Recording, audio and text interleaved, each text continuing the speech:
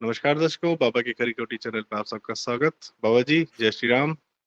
जय हो, जय श्री राम, जय जय श्री राम। बाबा जी, आपके माध्यम से चुनावी समीकरण और जो जमीन पर हो रहा है उसके बारे में काफी कुछ पता चलता है, पर्टिकुलरली उन स्टेट्स के बारे में जहां पर कोई ज्यादा बातचीत करता नहीं है या कुछ किसी कारणों से जो एक्चुअल बात है वो छुपाई जाती है मेन स्ट्रीम मीडिया के द्वारा। और मेन स्ट्रीम मीडिया पे हम देखते हैं हरियाणा और पंजाब में बताया जाता है कि कांग्रेस बहुत टफ फाइट में है, हरियाणा में पर्टिकुलरली भाजपा के साथ में। और पंजाब जो कि भाजपा के लिए एक बंजर जमीन थी, वहां पे ऑफ कोर्स भाजपा को कोई सीट नहीं दी जा रही है मेन स्ट्रीम मीडिया की। और मैंने बड़े बड़े सेफोलॉजिस्ट और चुनावी गणितज्ञ लोगों की बात कर रहा हूं। और जब हम आपको सुनते हैं तो आप कहते हैं वो देखो भाई, पंजाब में 13 भाजपा जीतेगी, और फिर आप कहते हैं हरियाणा में 10 की 10 भाजपा जीतेगी। तो बाबा जी, एक आक्षेप आरोप आप पर लगता है, इतनी बड़ी फेंकते कैसे हैं, क्यों फेंकते हैं, किस आधार से फेंकते हैं, ये बताइए जरा। बोला कि ये आप, इतनी क्यों, मैं तो इतिहास जानता हूँ आपका, आपने जो फेंका वो भाला बहुत दूर तक गया है, गिरा भी है जमीन पे, उस पे झंडा भी गड़ा है। देखो, उत्तर हम प्रदेश की लोग कहानी सुनी, देख रखी है मैंने। लेकिन हम लोग पंजाब कहते थे हरियाणा वाला सर गए हमको भी नहीं उतनी पच रहा छोड़ो, है। जी। हम लोग कहते थे गए उतनी छोड़ो जितनी लपेट सके। हाँ, बिल्कुल सही। ढील है। हाँ, हाँ। मैं एक बात बताऊं आपको, जी। 2014 के बाद हम्म, 2017 का चुनाव था। हम्म। तो उत्तर हमारे एक प्रदेश का। मित्र है उत्तर प्रदेश का। तो हमारे एक मित्र थे, वो बोले कि भाजपा की 100 सीट आएगी, 100, और सरकार समाजवादी पार्टी की बनेगी। और उन्होंने मेरे से शर्त लगा ली, और सार्वजनिक फेसबुक पे शर्त लगा ली। तो मैंने कहा कि अब शर्त भी ऐसे कुछ ऐसे कि अगर, मैंने कहा बेटा अगर ऐसा हो गया तो मैं तुम्हारे घर आके तुमको बना के खिलाऊंगा। हम्म, ये तय हुआ। हम्म, तो खैर शर्त तो हमने जीतनी ही थी। तो मैंने हम्म, उससे पूछा, मैंने हम्म, कहा तुम ये बताओ कि 2014 में भाजपा 72 सीट लेके यूपी जीती है, हम्म, इसके बावजूद मतलब तुम लंतरानी पेल रहे थे कि सचमुच तुम लोग कन्विंस थे कि नहीं भाजपा 100 सीट पे सिमट जाएगी और सपा जो है बसपा के सपोर्ट से? कहता नहीं भैया, हमको तो ये तो हम सोचते थे कि सपा मतलब, पर हम ये मानते थे कि सपा सबसे बड़ी पार्टी होगी और बसपा के सहयोग से हम सरकार बना लेंगे, भाजपा की हम्म, 100 सीट आएगी। तो मैंने पूछा ऐसा क्यों? तो सर बात यह कि वो, भाई आपको किसी चीज को नापना है, फीता कहीं तो रखेंगे ना, कहीं हम्म, से कहीं का दो, there have to be 2 points to measure the distance ना।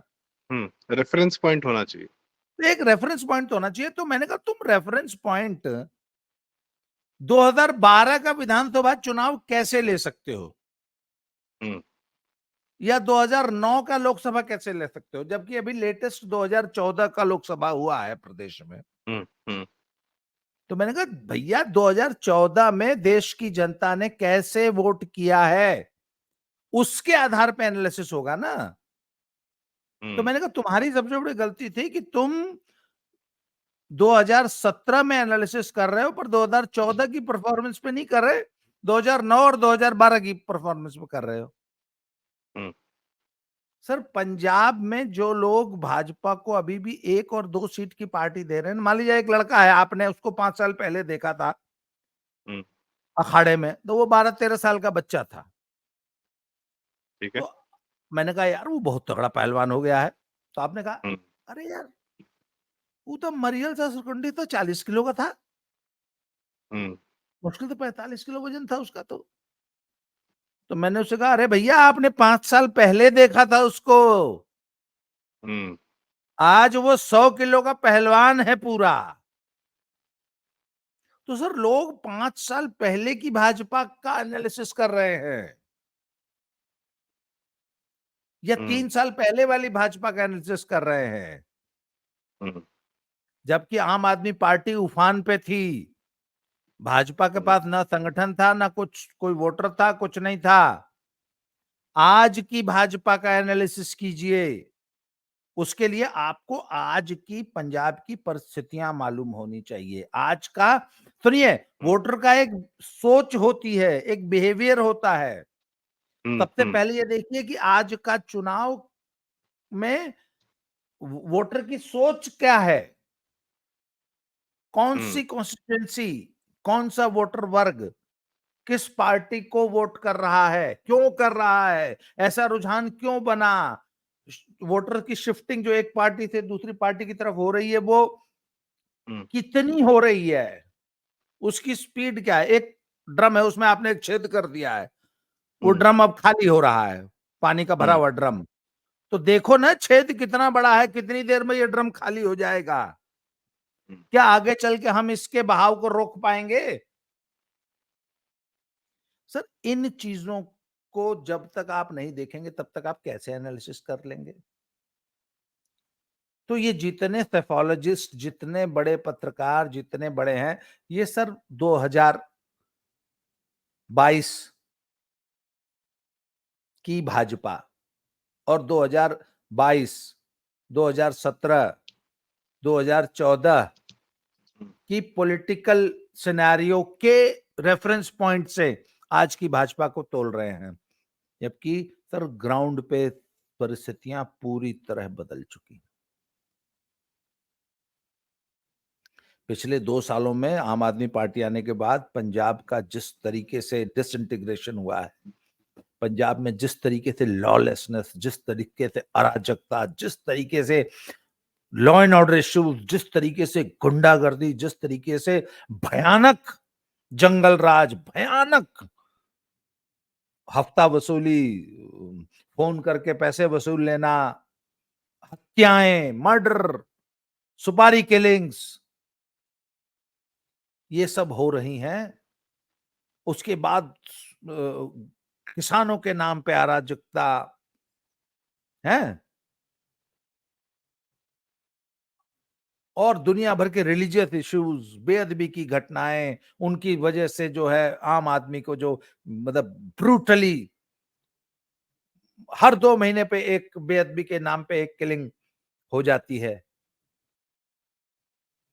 सर इस चीज को पूरी पंजाब की जनता देख रही है, और वो ये भी देख रही है कि जहां जहां भाजपा रूल्ड स्टेट्स है वहां तो बहुत तरक्की हो रही है। पंजाब लगातार गर्त में जा रहा है। पंजाब लगातार 4 लाख करोड़ का कर्जा है सर। बहुत से विभागों में 6-6 महीने से सैलरी नहीं मिली है। पंजाब पुलिस जैसे डिपार्टमेंट की भी सैलरी 20-20 दिन लेट हो जाती है। तो आखिर जनता क्या इतनी इंसुलेटेड है इन सब चीजों से कि उन पे फर्क ही नहीं पड़ता?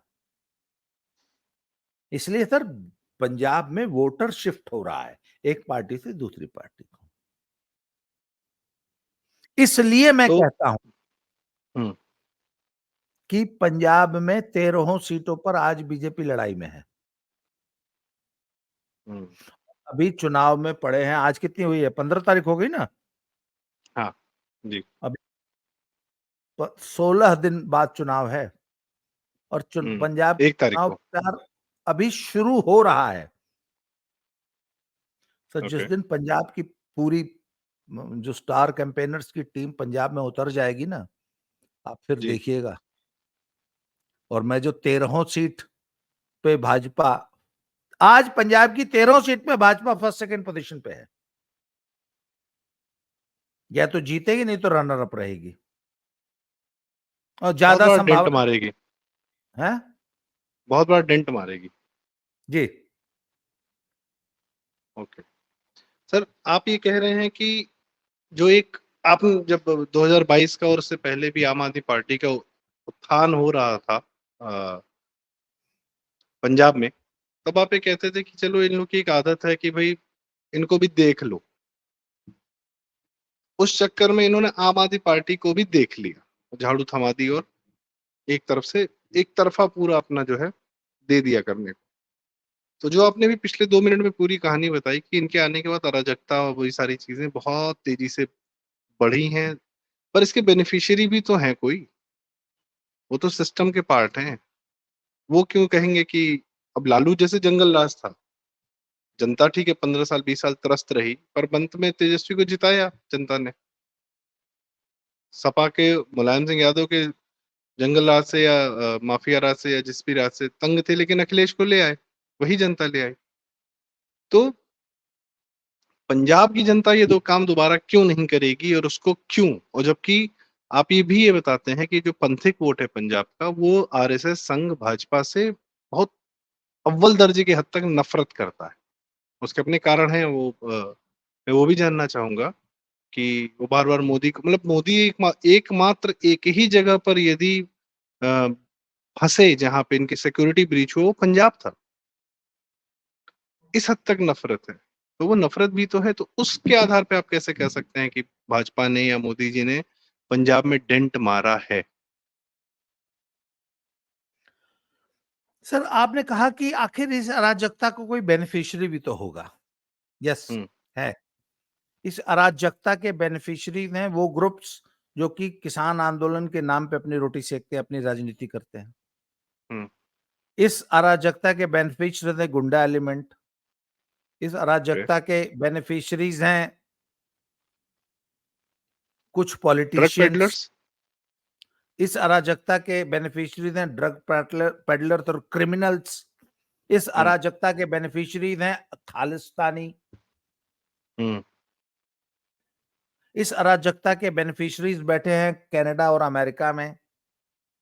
मैं आपको बताऊं, इतना भयानक वसूली रैकेट चल रहा है जैसा आप कभी बिहार में और मुंबई में सुना करते थे ना कि माफिया का फोन आता है। तो बिहार तो बहुत पीछे था, वो तो 16वीं शताब्दी में था जंगल राज के मामले में। बिहार का हम्म। जंगल राज बैलगाड़ी पे चलता था। हम्म। यहाँ तो सर जंगल राज और रॉकेट पे उड़ता है। बिहार में तो वो, मैं आपको बिहार की एक स्टोरी बताऊं, वो एक किडनैपर गैंग ने जो है एक डॉक्टर साहब को फोन किया कि डॉक्टर साहब आपका चयन हो गया है किडनैपिंग के लिए। तो पुरानी बात है ये, आज से 20-25 साल पुरानी बात है। तो बोले अगर आप बिना किडनैपिंग के अगर दे देंगे तो 10 लाख में मामला सुलझ जाएगा, पर अगर एक्चुअल किडनैपिंग करनी पड़ी तो 25-30 लाख 50 लाख में तो के पड़ जाएगी। तो बोला कि यार ये कैसे? बोला सर अगर आप 10 लाख देंगे तो हमको बहुत कम शेयर करना पड़ेगा और खर्चा बहुत कम आएगा। बस हम आपके पास आएंगे और पैसा लेके चले जाएंगे। अगर एक्चुअल किडनैपिंग होगी तो एक तो उसमें 5-6 ठो गैंग इन्वॉल्व हो जाएगा। फिर पुलिस भी लेगी, नेताजी भी लेंगे, सीएम हाउस तक रिश्ता पहुंचाना पड़ता है, हल्ला ज्यादा कैपिटल मचता है एक्सपेंसेस उसमें। ज्यादा हो जाएंगे। उसमें एक्सपेंसेस ज्यादा हो जाते हैं हमारे। हमको 10 जी। लाख मिलना है, हम्म। हमको 10 लाख मिलना है, आपका हम्म। 50 लाख चला जाएगा। तो बेहतर है आप किडनैप होने से पहले वैसे ही सल्टा लीजिए हमारा मामला। हमारा होलसेल रेट है, वैसे फिर डिस्ट्रीब्यूटर रिटेलर को भी बांटना पड़ेगा। हाँ, जी। तो डॉक्टर साहब ने, वो समझदार थे, वो 10 लाख दे के बच गए। पर वो बच नहीं पाए, तब तक दूसरे गैंग का फोन आ गया। देना उनको 50 लाख पड़ा क्योंकि 5 गैंग वसूल लिए। तो सर ये पहले एक्चुअल किडनैपिंग होती थी। सर पंजाब में बड़ा अच्छा सिस्टम है। एक फोन आता है इंग्लैंड अमेरिका से, कनाडा से,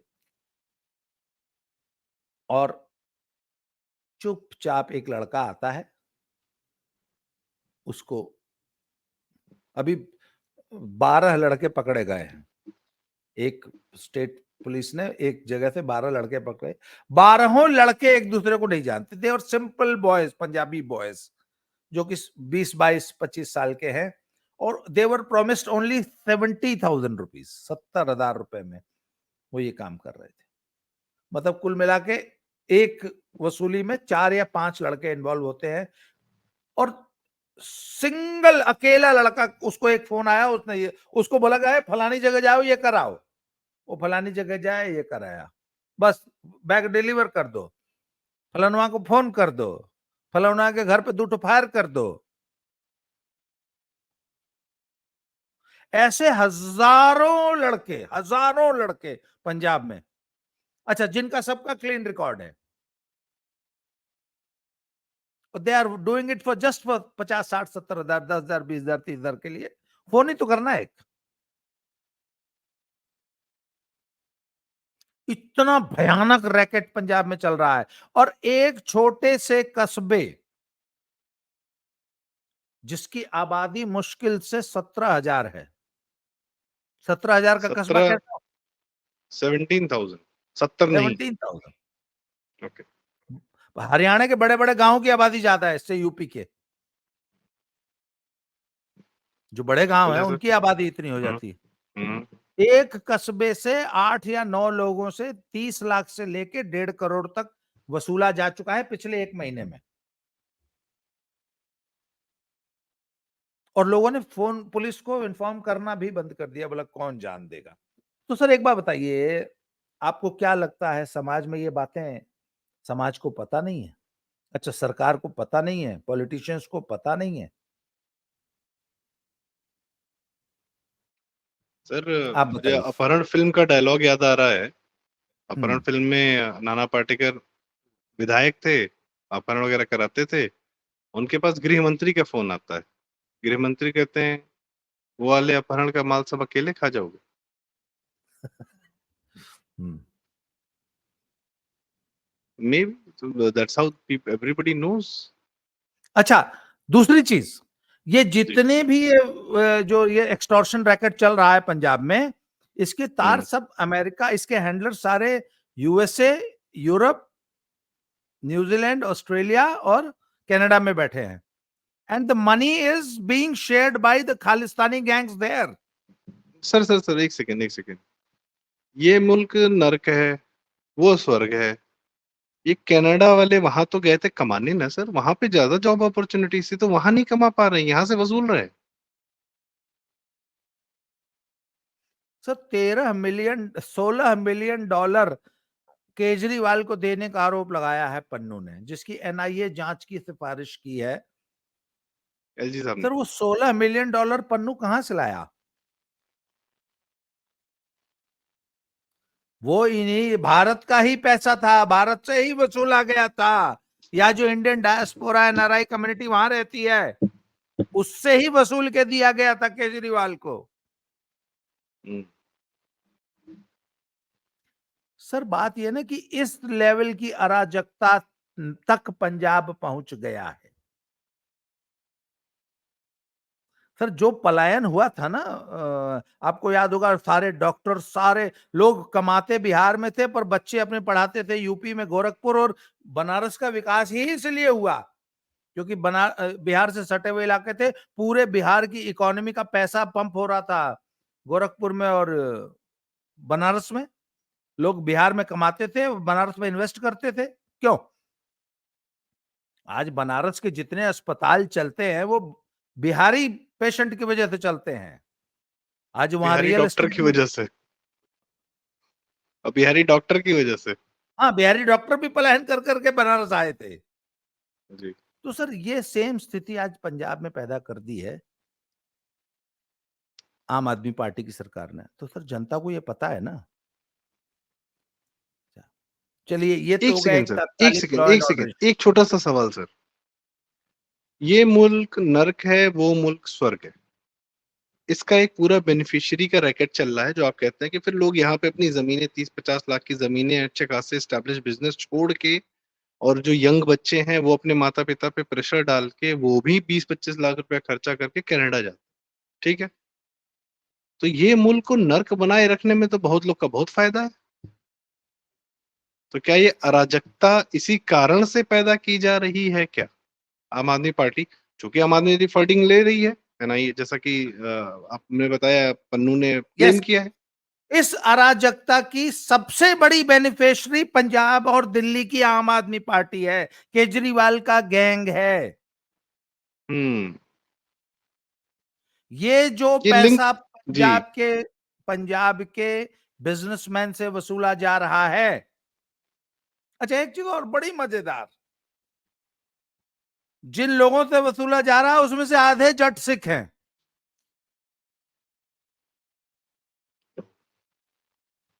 मतलब अब जिस दिन सांपों को पाला गया था वो डसने आ गए हैं अपने ही घर में। हाँ, हाँ, हाँ, बिल्कुल।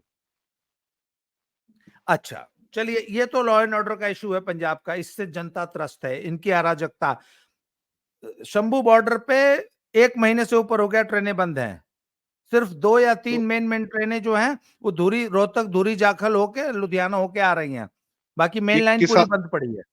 ये जो किसान 2.0 चला रहे थे, अभी तक चल रहा है क्या? हाँ, खट्टर शंभू साहब ने बॉर्डर जिसको पे तोड़ अभी भी दिया था। जो मेन जीटी रोड है वो अभी भी बंद है, खरौरी बॉर्डर अभी भी बंद है, और शंभू बॉर्डर, शंभू की जो रेलवे लाइन है, शंभू पे रेलवे लाइन पे बैठे हुए हैं, 1 महीने से रेलवे लाइन बंद है। सारी पैसेंजर ट्रेनें बंद हैं, सारी गुड्स ट्रेनें बंद हैं। अब आप सोच लीजिए कि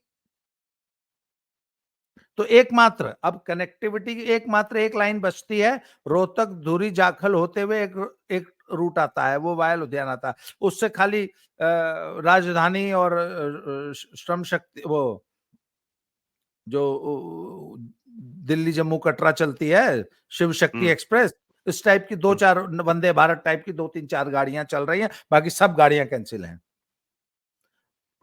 सबसे बड़ा नुकसान हो रहा है गुड्स ट्रेन का, भाई मालगाड़ियां नहीं आ रही। हुँ। हुँ। तो सर पूरा पंजाब, पूरा जे एंड के, आधा हिमाचल का पूरा ट्रांसपोर्टेशन रुका हुआ है। अब आप सोच लीजिए कि पिछले जब महीनों तक आपकी सड़क और आपका रेल जाम रहेगा, तो उस राज्य का क्या होगा? उस राज्य से फिर पलायन क्यों नहीं होगा? जहां इतनी अराजकता है, जहां इतनी गुंडागर्दी है, जहां आप पैसा कमाएंगे तो कोई गुंडा जो है आपके दरवाजे पे फायर करके जो है वो 1.5 करोड़ वसूल लेगा आपसे। अब इसमें सर, चूँकि आप बात हमारी आपकी शुरू हुई थी कि पंजाब में भाजपा बहुत प्रचंड तरीके से आ रही है, ये आपका दावा है और हाँ, इसको बहुत लोग अभी तक न मान रहे हैं, न पचा पा रहे हैं, ठीक है? ख़ैर वो सब आपका दावा या उनके दावे, 4 जून को हमको सब पता चलेगा। उसके बाद विश्लेषण होगा कि ये आखिर क्या रिज़ल्ट रहा, क्यों रहा? पर क्या लोगों को इतनी अराजकता का समाधान भाजपा में ही दिख रहा है, और भाजपा में ही दिख रहा है तो क्यों दिख रहा है? सर लोग इतने चालाक नहीं होते। उसका एक हुँ। सिंपल लॉजिक है।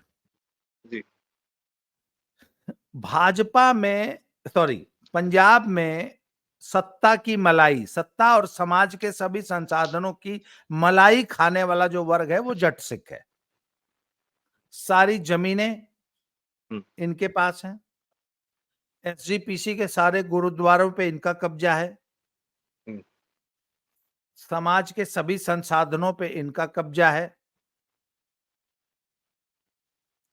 पॉलिटिकल स्पेस पे इनका कब्जा है। तो सर जट सिखों की संख्या कितनी है? मुश्किल से 15%। तो 85% जनता को कभी तो यह समझ में आएगा कि यार ये एक हाथी है जो सारा खा जाता है, हम लोग तो भूखे मर रहे हैं, सारे संसाधन पे तो इसका कब्जा है, सारे संसाधन की मलाई तो ये खा रहा है।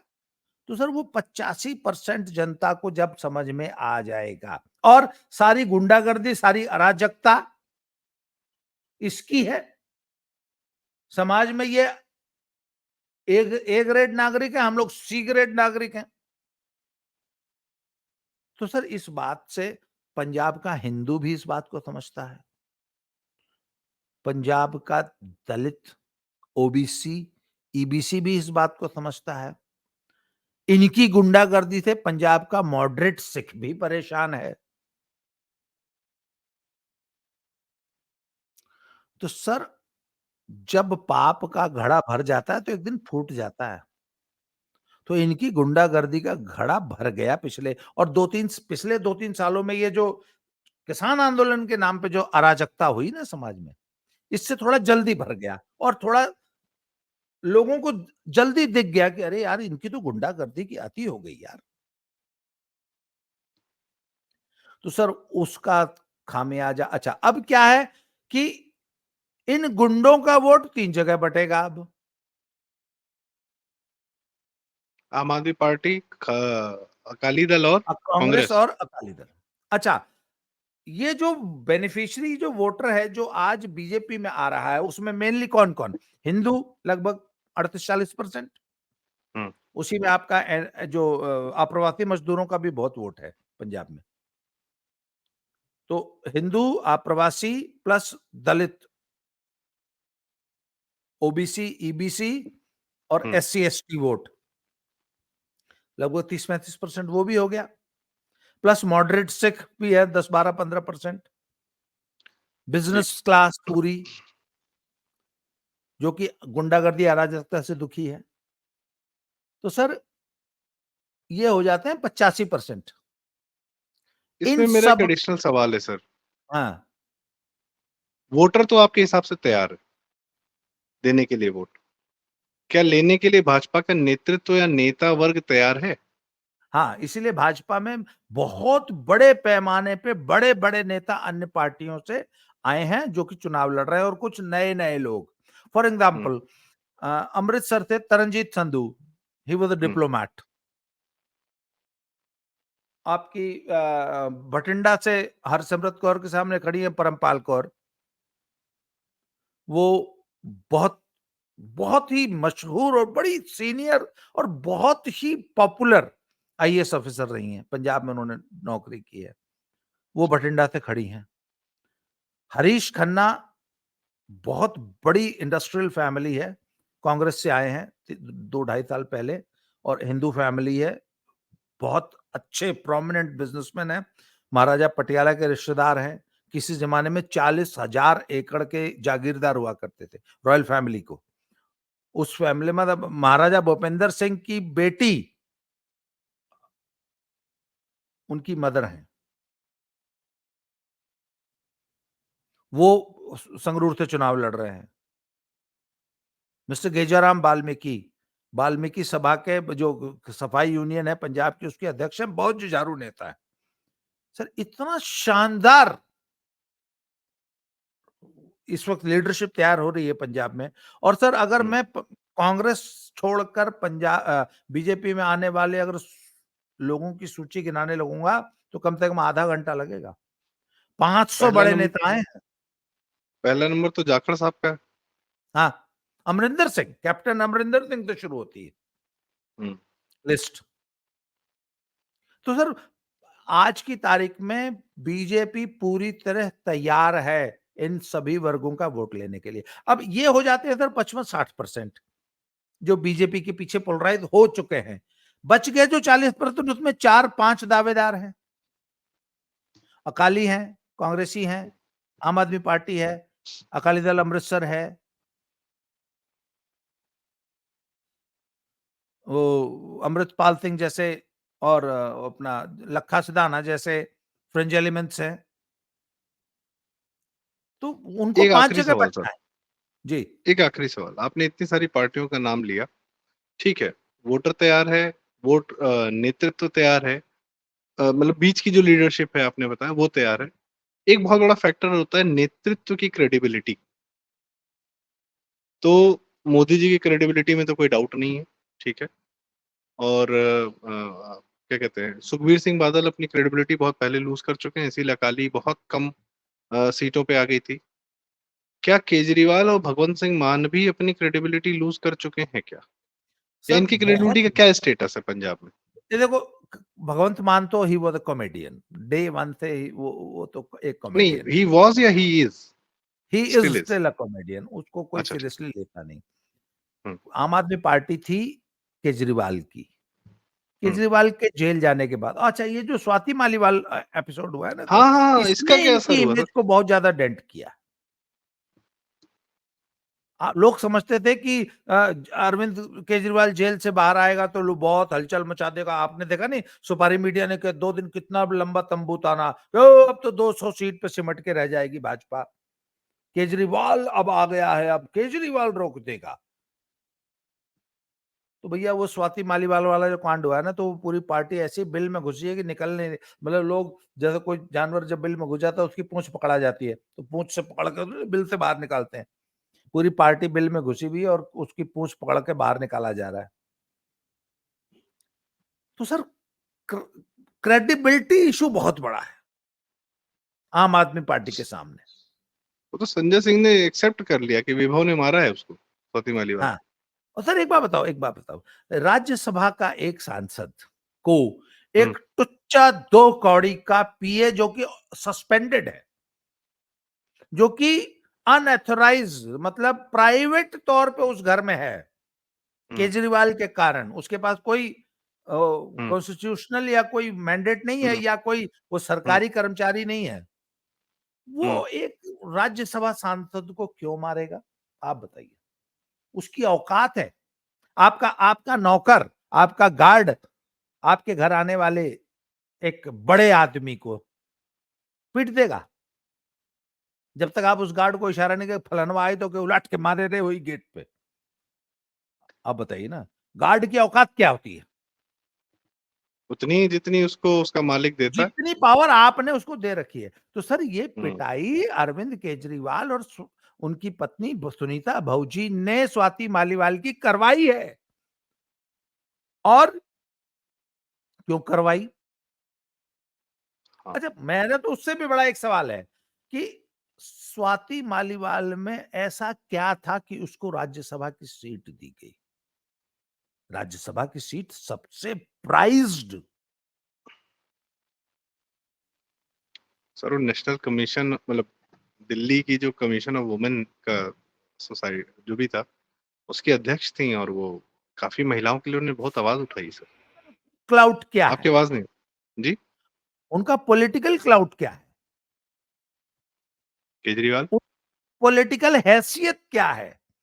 कितने वोट वो हरियाणा में, पंजाब में या दिल्ली में कंट्रोल करती हैं? आप बताइए। अच्छा, अरे भैया लड्डू यूनिवर्सिटी जो है, हलवाई वाली यूनिवर्सिटी जो है पंजाब की, उसके पास कम से कम 20-25 ठो बिज़नेस तो है। एक ऐसी यूनिवर्सिटी तो है जिसमें 25,000 स्टूडेंट पढ़ता है। लड्डू की दुकान तो है अगले की जालंधर में।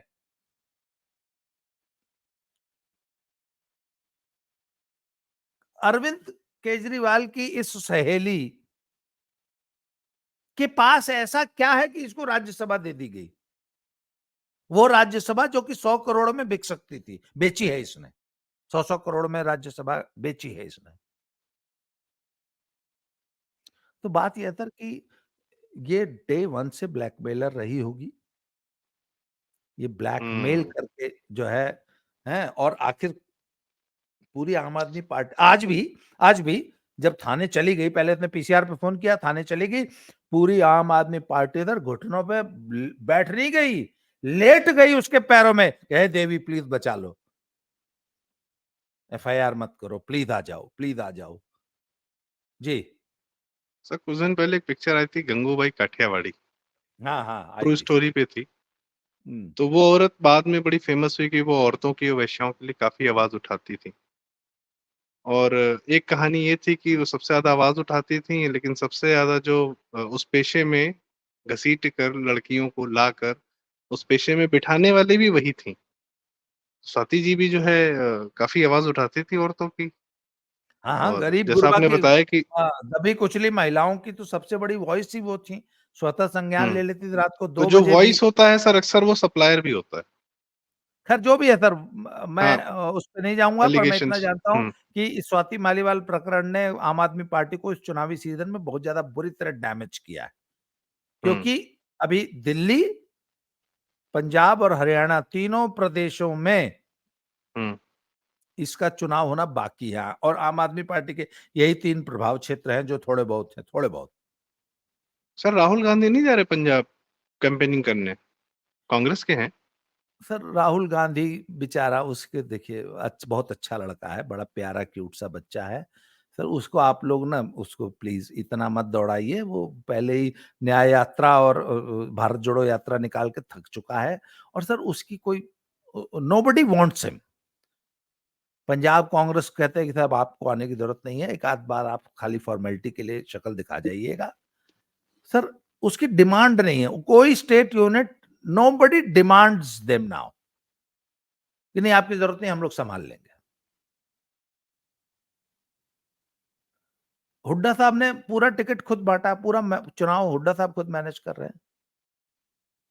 और पूरी आपको ताज्जुब होगा, पूरे हरियाणा में कांग्रेस 1 सीट लड़ रही है, आपको मालूम है? रोहतक। हरियाणा में 1 ही सीट लड़ी जा रही है, रोहतक। बाकी 9 सीटें रोहतक को जिताने में लगी हैं, सारे संसाधन सब कुछ।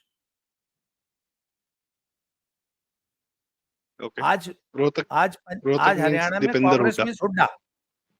हुँ, आज हरियाणा में कांग्रेस मीन्स हुड्डा। तो राहुल गांधी के लिए जगह नहीं बचती। सही है। ठीक है सर, मतलब मेरे ख्याल से एक अच्छी खासी चर्चा हुई और थोड़ा बहुत जानने का प्रयास किया गया कि ये 4 जून को जो होगा, जब पंजाब में बीजेपी एक बढ़त लेकर निकलेगी एज़ पर मैं यू। फाइनल कंक्लूड कर दूं, जी, 59 rallies are being planned by the star campaigners of BJP, 59 rallies in Punjab, जिसमें 9 रैलीज मोदी जी की बताई जा रही हैं, 7 शायद योगी जी और 7 ही अमित शाह जी की। इसके अलावा 40 अन्य जो है अन्य नेताओं की। और अभी तो पंजाब का चुनाव गरमाएगा।